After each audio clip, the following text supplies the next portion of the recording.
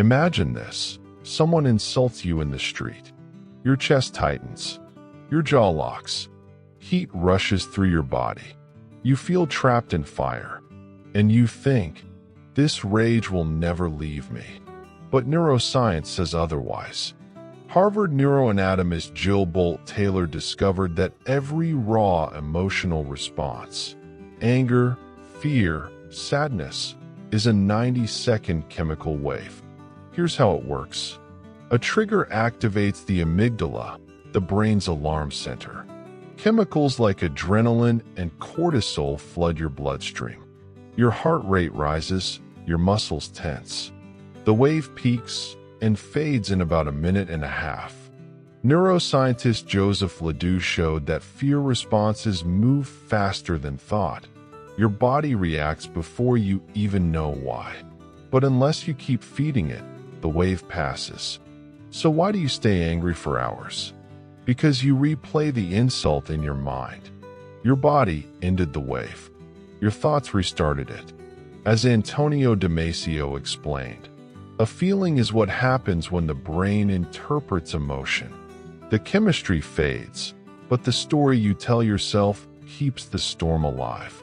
Nietzsche once said, "Thoughts are the shadows of our feelings, always darker, emptier, and simpler.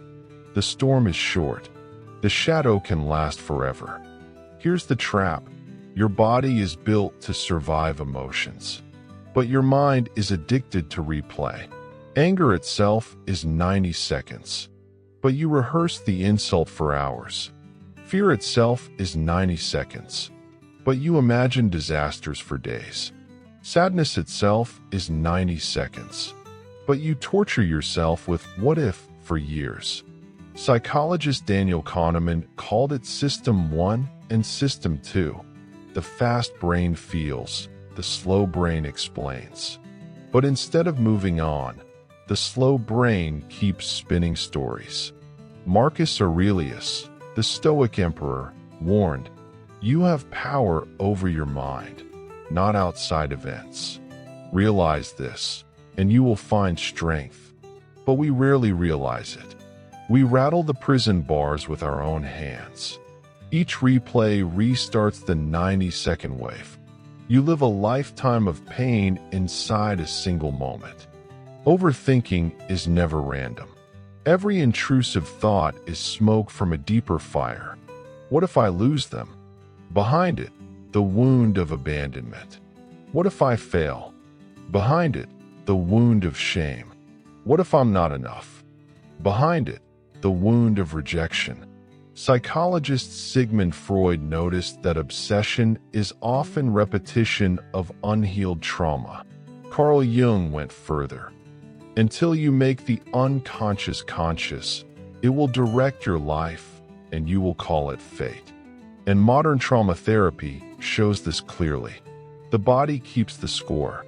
Muscles tense, breath shortens.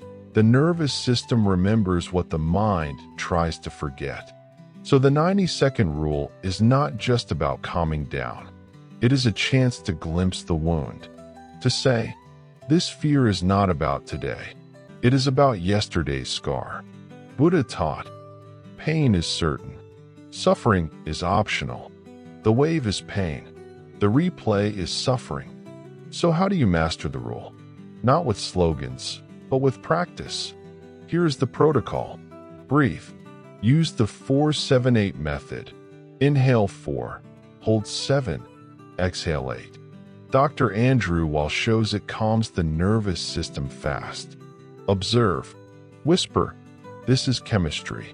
It will last 90 seconds. Become a witness, not a prisoner. Write. Psychologist James Pennebaker proved expressive writing lowers anxiety and even boosts immunity. Let the page hold what your mind cannot. Move. A 5-minute walk clears cortisol. The wave leaves faster when the body flows.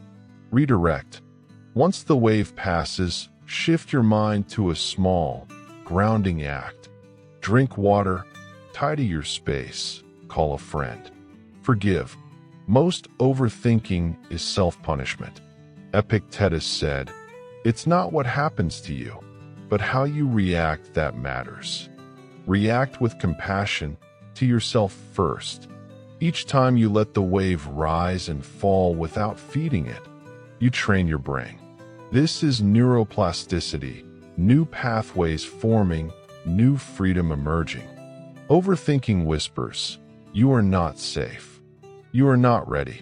You are not enough." But you are not your thoughts. You are the sky. They are only clouds. Nietzsche said, "He who has a why to live can bear almost anyhow." Give your storm a purpose. Ask, "What is this wave teaching me?" Carl Jung reminded us, "Every shadow hides light." Buddha taught, "Clouds pass, the sky remains." The Stoics taught, "Suffering is training for the soul." The truth is simple. Peace is not found in control. Peace is found in surrender, in trusting that the storm is short and you are larger than it. The prison doors were never locked. You only had to stop rattling them. The next time anger shakes you, fear freezes you, or shame burns you, remember, you are always 90 seconds away from peace. Do not drown in the wave. Ride it. Do not chain yourself with thought. Let it pass. Every wave survived without replay is victory. Every silence kept is freedom. Because emotions are not prisons. They are waves. And you were born to master them. Hear these words carefully. You might never encounter us again. Join Silent Fuel and learn how to rise with power.